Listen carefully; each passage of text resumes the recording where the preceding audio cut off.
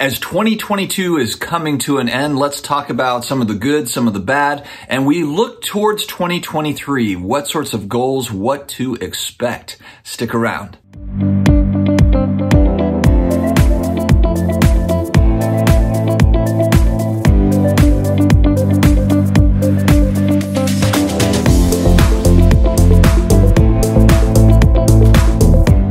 Hello to all my sports card collectors, investors, all of my collectibles friends. It is another day. It is another sports card and collectibles video. We're here with the good stuff, guys. Thanks very much for joining us and supporting us throughout 2022. And if you're brand new here, hit the subscribe button down below. We're coming out with almost daily content, and we will continue on. Also connect with me on IG at Sports Card Dad, and I'm also on the old Twitter machine, the Sports Card Dad. Wow, guys, can you believe it? 2022 is a wrap, and it feels like this year has just absolutely flown by.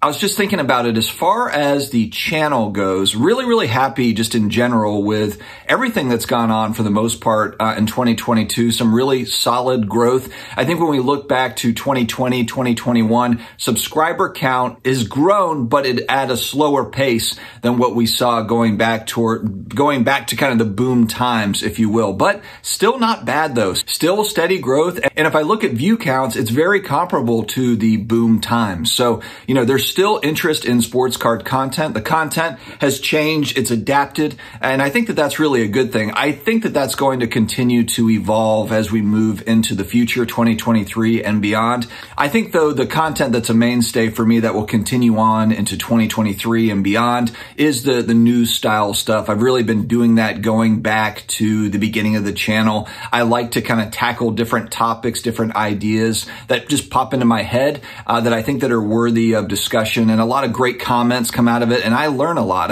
When I started the channel, it was all about documenting my journey. I've never come into this as a card expert. I've never came out saying that I am the card czar and you should be listening to me. Not at all. I do share strategies and things that I think could happen or what I'm trying to do myself, but to think that, getting back in the hobby 2018, that I know everything about cards, absolutely not. And I still don't. I'm still learning all the time, and that has really kind of been a fun part of the collectibles journey, not just in sports cards, but also graded comic books, graded video games, graded action figures, all of the collectible things that I operate in. So as I move forward into this coming year, maybe try out some different styles of content, different maybe like comedy stuff or vlog type stuff if I'm at a show. I don't want to say that I won't do certain types of content because I'm always open to trying new things. I mean, at the end of the day, want to obviously provide information, but want this to be entertaining. That's really kind of the number one goal is entertainment. There's a lot of things to watch on YouTube, on HBO Max, on Netflix, on Hulu. There's a lot of competition out there for eyeballs, and so if it's not entertaining, then why would anybody tune in? So there's an entertainment element, of course, that's a part of the content moving forward. So we'll kind of see how that goes into 2023, but I'm always open to new ideas. One thing I'm actually proud of my channel is I get actually hit from both sides of, man, you are too negative. This content is too negative. I'm out. But then I also get, you're just too positive. You're a positive pumper. And that's actually how I feel comfortable that I'm doing it right from what I'm trying to accomplish, because I am trying to kind of hit both sides of it. I talk about positive stories. I talk about negative stories. I want to be someone that is true, genuine, and kind of living in the reality of the times. I don't want it to be like there's a bunch of negative things going on and just pretending like that's not the case. That's not what I want my channel to be. Also, don't want to go too far on the other side as well. I want to cover all of it. And some people will be upset about that and kind of want, pick a side. You got to pick a side. And that's kind of the culture.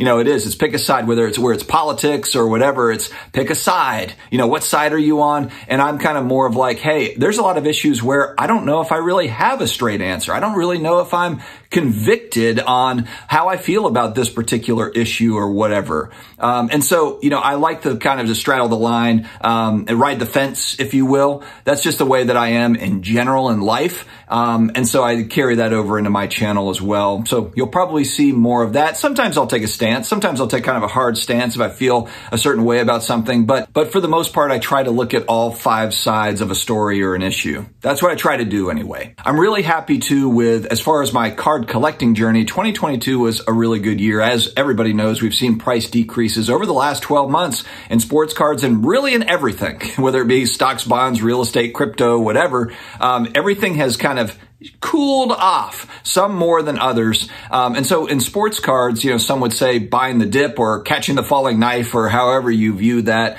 I'm always kind of dollar cost averaging because I've never been great at trying to time the top or time the bottom. And especially when we're looking at, long-term type views on this stuff. And so 2022, I really expanded out my Drew Brees PC. Got a lot of nice stuff that I'm happy with. And then also a lot of Hall of Fame autographs, Tom Brady stuff, added a lot of just fun stuff. And also my Stranger Things collection. I've got a pretty prolific Stranger Things card collection and I'm proud of it. And I really enjoy it. It's been a lot of fun. And that all kind of came about really in 2022. And so looking forward, 2023, we talk a lot on the channel about the Federal Reserve and the federal fund rate going up and these sorts of things and how that can have an impact on asset prices, possible recessions, depressions, and all of those things. There's a lot of folks that are of the belief that 2023 is going to be kind of more of the same in terms of price decreases. Are there cards that are still setting records and this and that and whatever? Of course. There are, exceptions to this rule, but that's not stuff that I'm really operating in for the most part. I'm not buying 52 Topps Mantle. I'm not buying, rare Jordan PMGs or whatever. And so for the stuff that I'm looking at, it's not, that scarce to where it's going to set all-time records, or at least I don't think that it will. A couple of things come to mind. I was watching a comic book channel that I like to watch, Reggie Collects, I believe is actually the name of the channel, but you're seeing a lot of this in the comic book content space. It's, 5 books that have dropped 84% this week, or new record prices for these top books or whatever in comic books. Kind of actually the content that you saw back in 2020 in cards. That's the hot content now in comic books, which is kind of interesting to me. And so I was watching Reggie and he was talking about key comics that have fallen in price here over the last little bit. And he was talking about X-Men 1, the original one, going back to 1963, and how, he's looking at 5.5s and 2.5s, looking at various grades. And it really got me thinking about with 2023, is that going to be an opportunity to really get into a Grail, maybe a couple of Grails. And what I mean by a Grail for me would probably be, I love X-Men 1. That would certainly be a Grail, but Incredible Hulk #1, going back to it's 62 or 63. That's kind of that comic book for me. Nothing against X-Men, love it, but that cover for Hulk 1 is just insane. It would be amazing to own a copy of that book, even in a low grade, in a 1.0, And so that's a sort of thing where it's like, those have gotten way out of the price range if we look back over the last really 2.5 years, going back to, I would say, the middle of 2020 as everything started to kind of move up. But just depending on how hard collectibles are hit over the next 12 months, 18 months, how far does this stuff fall? Could it fall down to maybe 2016, 17 prices? We really don't know. Everyone kind of looks at the floor as like, 2019. And that might not be the case. Collectibles are kind of that weird thing where, it's each individual has their own, situation, and they might need to get rid of a book for any number of reasons. They might just not be into it anymore, or they might want to get out of that book to get into an AF-15 or to get into something else, Flash 1 or whatever it is, Superman 1. And so they're taking their smaller major key to get into a monster key type thing. Collectibles are funny like that. So, I'm interested to see, are there going to be Grails like that fall into a striking distance, a price point striking distance for even a low graded copy. I just want to own a copy of it. The other one for the Drew Brees collection, one of my goals is to get the 2001 Topps Chrome Refractor. It's numbered out at $9.99. I was also bidding on a black refractor that ended up going for a lot more than I thought that it was going to this year. And it's the black refractor numbered out of 100. To me, that's really kind of the ultimate breeze card. That's the Grail for me. It's numbered out of 100. In my opinion, that's the most important breeze rookie card. I know maybe other people will have differing opinions on it. I even saw a signed copy of one, which I don't know how I feel about it. I mean, awesome, but I don't know if I would want that particular card signed, just because it's so damn rare and all of that. It's just such an important card for Drew Brees collectors. And so if that black refractor, again, that's another one that if it falls down into a range, and again, it doesn't necessarily have to be a PSA 10 or an SGC 10 or a BGS 9.5 or whatever, just a BGS 9 or something, or an 8, just to have a copy of it because of the scarcity involved. I want to be prepared for, the opportunity at getting a Grail, whereas I just haven't had that opportunity. And also the other thing is there's no telling how this is going to go. I mean, we might have, the next year and a half, couple of years of kind of stagnation, recessionary type stuff where pricing's kind of flat or it's slowly kind of dipping or whatever. But there's no guarantee that that it doesn't go back up in price in 3, 4, 5 years. Maybe we have another hot economy. You just never know. You never really know. And with collectibles, with a lot of these things, they're scarce items, and people hold on to them. There's no guarantee that there's going to be one for sale, for the rest of the year. And someone would say like, oh, that's FOMO talk right there. That's FOMO talk.